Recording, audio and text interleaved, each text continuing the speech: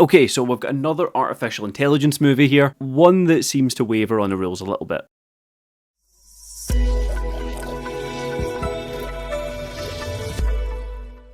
Wifelike. It's such a dumb name, isn't it? Like, it feels like I'm saying it wrong whenever I say that out loud. So Wifelike is its own new take on artificial intelligence and the purpose of it. So here is a company where you can have an artificial intelligence version of your wife, let's be honest, ex-wife at this point if you're going to get one. They are programmed as your companion, so they are just there for you 100%. Our man William here works for the company Wifelike, and his job is to bring in these companions that do escape. They get reprogrammed and they get sent back out to the men that bought them. It's very specific that I am just saying goes from the wives to the men that bought them, because there's not even a whiff of a male companion there for the wives out in the world. Can't help that it feels very one-sided. So William here gets his late wife as an artificial companion. The movie is really good at setting this up because she's trying to relearn how to be his wife. She's been programmed with a lot of the memories that they had together, and she has the interests and hobbies that Meredith once had. So she knows it, but it's just making it second nature now. I'm going to give an absolute shout out though to the actress, apologies if I butcher this name here, Elena Kampouris.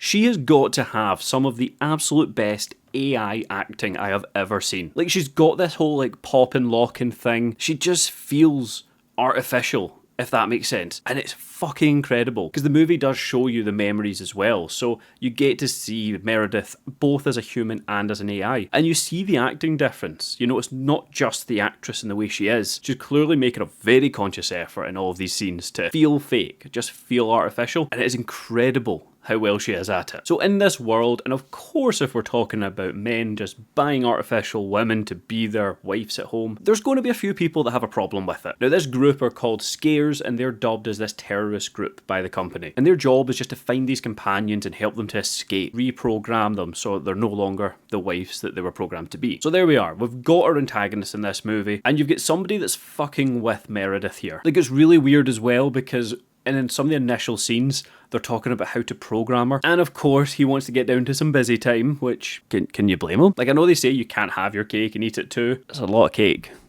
There's a lot of cake right there. But when he's setting it up, there's like, their sexual arousal and their libido is on like a percentage rating. But then they also have to do the T's and C's, and that comes from like the company voice as well. Meredith's having a conversation and talking about the percentages and how much to be and how they want the act to go, to put it very lightly. But then she has to cut off the Meredith persona, and then it's like the company's talking through her for the T's and C's.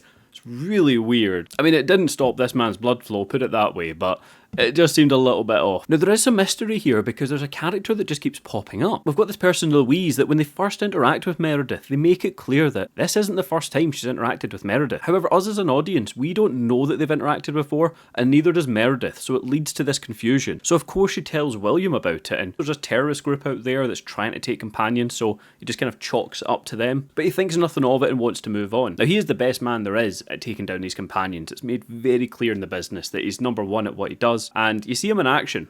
He's pretty good. It's like this movie was going into this message of objectifying women. It just feels very shallow in that regard. Like, it's very clear that's what's happening here, however, it doesn't seem to lean too far into it. Like, the terrorist group's message is more around the AI side of things than just the men to women aspect. So you don't really know where the terrorist group are coming from, whether it's just around AI people having rights, or if it's the objectification, because when you see them, there's a lot of women in this group. So whilst in this movie, you've got William trying to avoid the terrorist group, he's trying to bring back the companions, all the whilst you've got Meredith, who's being fed information from outside from people that she's apparently met before, she doesn't remember, and she's trying to explore her past. Although she is an AI, she's got the memories of when she was human, so she's trying to remember her memories as well. It's confusing, I know. The movie is, though, a little bit more mystery than I thought it would be. I appreciated that. I really did enjoy where this movie went. I feel like the messaging of the movie could have been a little bit heavier-handed than it was. Not because I didn't get it, but I just feel like there was a couple of messages it wanted to bounce between, and it didn't commit to one. It's very clear that what's happening is bad. That was kind of what you got from it, that vibe. You know, there wasn't a driving force that really made it clear. Look, without spoiling the movie, in case it's one you do want to watch, I will lead into, I have questions. This is just that little section where I'm going to throw up a few questions I had around the movie. Some of them may be spoilers, anywhere from minor to major, but you've been warned. What are the rules for getting a companion? It's not that I'm interested. The technology's not out yet, and that's kind of the main reason why I'm not. They make a point that women don't like these companions, because if a man buys one, it's like the relationship's over. William counters this, and to be fair to him, he hits out with the point that if a man's buying one of these, the relationship's already over. Fair enough, I get that. You can have a clone of yourself in the world. Williams is of his late wife, so there's still only one Meredith in the world. So in theory though, you could get your wife, she leaves you, the marriage is over, she's living her life, but you have a version of her. And also, does it need to be your partner? Like, could you get your friend's partner or someone you work with's wife as well as your companion? I don't quite know what the rules are on it. And also, they start to feel, and that's something I don't quite understand, they are so enforced that they're AI. However, they start to have feelings, they start to have their own intentions. I'm all for that, and I love when AIs kind of take back over in a movie, but it doesn't quite work here because there's still such a through line of the programming and reprogramming of them that when they start to think for themselves, who done that? Who programmed that in? There was a clear example of it when William's going to bring somebody back that's escaped, got her own job, and then instead of going back to be reprogrammed, decides to take her own life?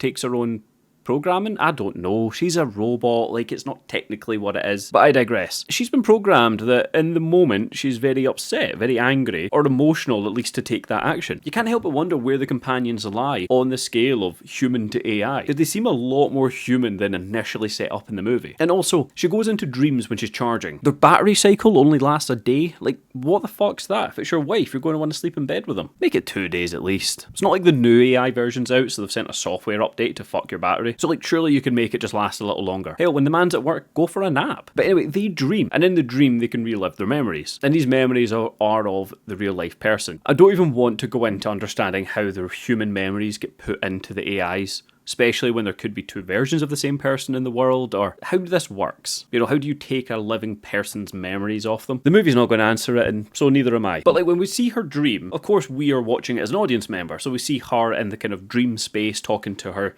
kind of dream man that takes her through her various memories that she wants to do. But it comes into the movie where they want to enter her dreams. It's like a little bit Inception-y, because if you die in the dream, you die in real life sort of thing. Even William's colleague sets all this up and says that it'll only be from Meredith's perspective. So it then shows you them lying in their beds in their dreams sleeping, and a little monitor shows Jack what to see, i.e. Meredith's perspective. Why is it still in third person? Surely if this is Meredith's perspective, we should be seeing a first person view of what's going on. What the camera, and I mean like from the filmmaking side, what the camera is actually recording is then what we see on the screen in the dream. You'd want to see it from the first person, and at least make it look as though you're seeing through Meredith's eyes. So like that was just some of the questions I had around the movie. Like it doesn't quite make sense, or they don't follow their own rules. You know I love when a movie sets out its own rules and sticks to them. But where would I be putting Wifelike? If you've got the time, stick on Wifelike. But we've got really good mystery, you've got fucking phenomenal performances here. Meredith in here is fantastic. You know, the actress here is just great at playing AI and really likeable, and you really feel for her. You've also got Jonathan Rhys Meyers as William. Is great because he's clearly holding something back. You know, he's very logistical. You know, he's top of his job at bringing back companions, so the guy's clearly good at what he does. But in the scenarios where Meredith's looking for information, you can't help but feel he's holding back a little bit, and even when they're having a nice moment. So there's something about his acting that's both just says to me how excited and happy he is that Meredith's now there, and also that he still can't believe that she is. I thought it was great acting from him. Like, the man's really good at bouncing off somebody else, but see when he's either left on his own accord or having a scene with somebody where there's less chemistry required, it's alright, it does the job, it's your standard acting. The movie will keep you wondering just exactly what's going on, who Louise is, and what the Scares group have got to do with Meredith and why they want her so much. Hell, and if that's not doing it for you, some of the companions, they're just nice to look at. So look, that was just some of my thoughts here on Wifelike. Have you seen it? Let me know down below if we agree or disagree. And also, if you are new here, please do hit subscribe. It not only helps the channel out, but it lets you know when I've got something new out. Just while I'm looking through those new releases, try to find a hidden gem. And as always, thank you so much for watching.